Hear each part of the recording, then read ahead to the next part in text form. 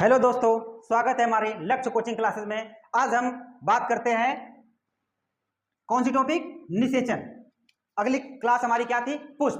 पुष्प में हम लोग क्या देखे थे? उसमें चार भाग पाए जाते हैं। क्या? पुष्प के चार भाग पाए जाते हैं। कौन कौन सा? बाह्यदल, दूसरा दल, तीसरा पुंकेसर और चौथा स्त्रीकेसर। तो निषेचन की जो क्रिया होती है, निषेचन की क्रिया में भाग लेने वाले अंग कौन कौन से होते हैं, इस पे हमको देखना है, इस पे हमको चर्चा करनी है। तो कौन कौन से भाग हैं? पहला जो है वो कौन सा है? पुंकेसर। और दूसरा क्या है? स्त्रीकेसर।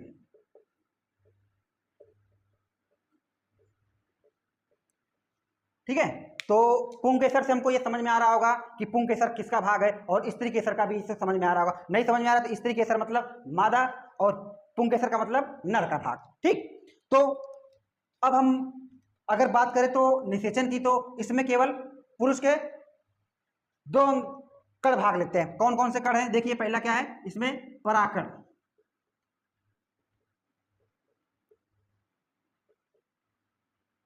दूसरा क्या है?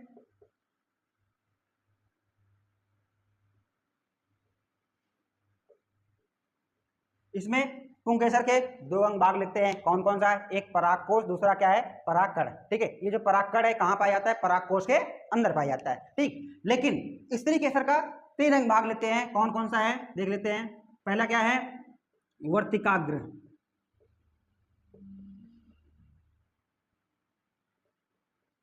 दूसरा क्या है? वर्तिका।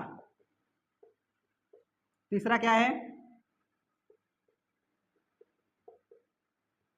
अंडाशय। चलिए, अब क्या हो गया?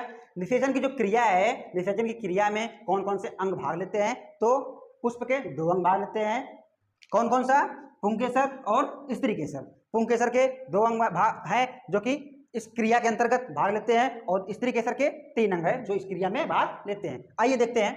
तो एक बात और है, पहले हम लोग ये देख लेते हैं कि ये जो पुष्प है, ये पुष्प कैसे स्थित है। ठीक है, क्योंकि इसका भाई योगदान है, इसलिए इसको बताया जा रहा है क्या कि ये जो पुष्प है, ये देखिए।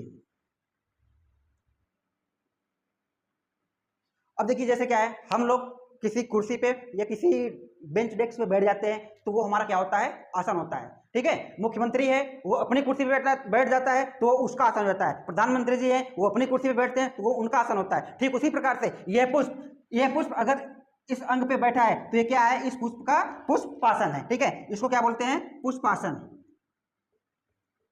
ठीक है, तो इसको हम क्या बोलते हैं? पुष्पासन, जिसपे क्या है? ये फूल बैठा रहता है या फिर स्थित रहता है, ये बोल सकते हैं। ठीक, अब हम बात करते हैं किसकी?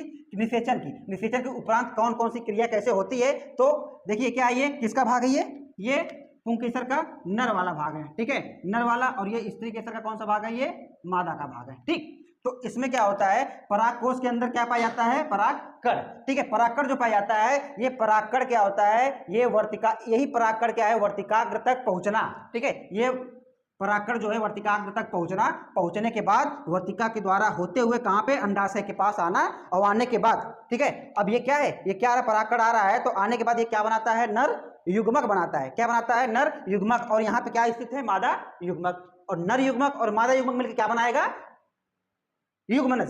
ठीक है, नर युग्मक और मादा युग्मक मिलकर क्या बनाएगा? युग्मनज। ठीक है, युग्मनज के बनाने के बाद अब देखिए, जब युग्मनज बनता है तो इसमें नर युग्मक का दो कण आता है। कितना आता है? दो कण। एक आता है तो जो युग्मनज बना लेता है, दूसरा आता है क्या बनाता है? भ्रूण कोश बनाता है। तो हमने क्या देखा कि निषेचन के पश्चात या निषेचन के उपरांत क्या है? अंडाशय में दो युग्मक भाग लेते हैं, दो नर युग्मक भाग लेते हैं, आते हैं। आने के बाद क्या करते हैं? यहाँ पे निषेचन की क्रिया करते हैं, जिसके उपरांत क्या है? ये नर युग्मक जो है मादा युग्मक के साथ मिलकर क्या बना लेता है? युग्मनज बना लेता है। युग्मनज के बाद क्या है? युग्मनज में जो दो कण आए होते हैं, वो एक क्या है? भ्रूण का निर्माण करता है। ठीक है, और उसके बाद क्या होता है? एक भ्रूण कोश बन जाता है। ठीक, जो भ्रूण बनता है वो क्या है? बाद में फल के रूप में परिवर्तन हो जाता है। बट जो भ्रूण कोश का होता है वो क्या करता है? उस फल को क्या है? आहार बोले या भोजन के रूप में क्या है? उसको धीरे धीरे क्या है? उसको आहार देने का कार्य करते हैं। ठीक, ठीक उसी प्रकार से फिर वो क्या होता है? वो जो बीज है वो क्या है? फल के रूप में जो निर्माण होता है, तो ये जो फल होता है ये क्या करता है? बीज को क्या करता है? सुरक्षा प्रदान करता है। ठीक, इसके बाद क्या है? फिर वही बीज क्या होता है? एक पुष्प के रूप में या एक पेड़ के रूप में परिवर्तित हो जाता है। ठीक है, और मिलते हैं हम आप अगली क्लास में कुछ नए टॉपिक के साथ। अगर आपको ये हमारा वीडियो अच्छा लगे तो वीडियो को लाइक करिए और चैनल को सब्सक्राइब करिए, और जो भी कमी हो उसको हमको बताने की कमेंट करिए।